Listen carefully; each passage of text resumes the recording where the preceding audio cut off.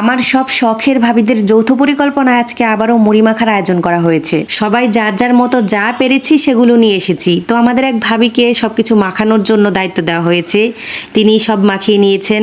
আমাদের হুটহাট করে যখনই কোনো একটা কিছু খেতে ইচ্ছা করে একদিন আগে পরিকল্পনা করে ফেলি।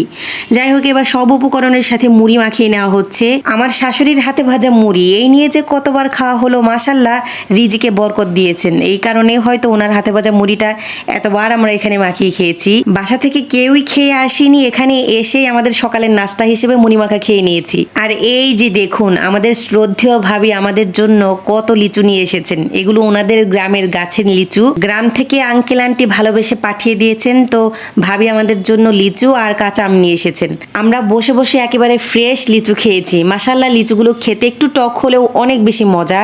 এরপর কাঁচা আম লবণ মরিচ দিয়ে মাখিয়ে ইচ্ছে মতো অনেক মজা করে খেয়েছি। কাঁচা আমগুলো টক মিষ্টি খেতে খুব ভালো লেগেছে। মুড়ি মাখা খাওয়ার পর একটু পর পর দেখি গলাটা কেমন যেন শুকিয়ে যাচ্ছে, তাই ঠান্ডা ঠান্ডা ড্রিঙ্কস নিয়ে এসেছি।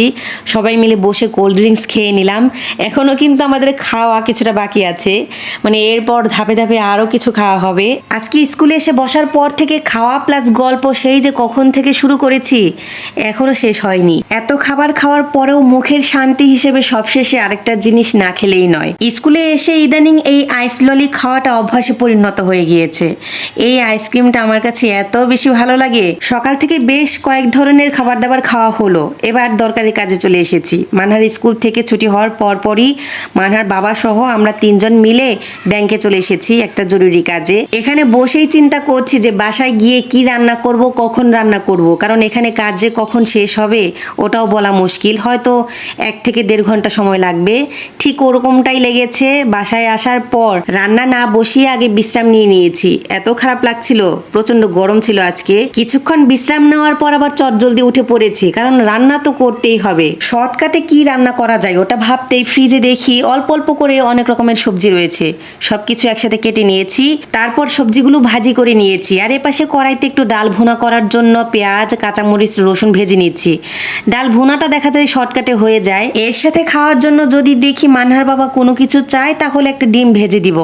ডিম ভাজা হলে আবার সে কোনো কথা বলবে না আমি জানি, কারণ ডিম ভাজার সাথে ডাল বা অন্যান্য কোনো একটা সবজি থাকলেই সে খুশি। এগুলো হলে মাছ মাংস তার সামনে না দিলেও কোনো আপত্তি নেই। ডায়েট তো বেশ কয়েকদিন যাবতীয় হচ্ছে না, আবার সন্ধ্যাবেলা এই চানাচুর মাখাটা ইদানিং কেন জানি খেতে খুব ভালো লাগছে। আজকেও অল্প করে মাখিয়ে নিয়েছি। আজকে অবশ্য মানহার বাবা কেউই খাবে না, আমার নিজের জন্য অল্প একটু শসা, একটু পেঁয়াজ কুচি, একটা কাঁচা মরিচ, সাথে সরিষার তেল আর সামান্য একটু লবণ দিয়ে চানাচুর মাখিয়ে আরাম করে বসে মজা করে খেয়ে নিচ্ছি।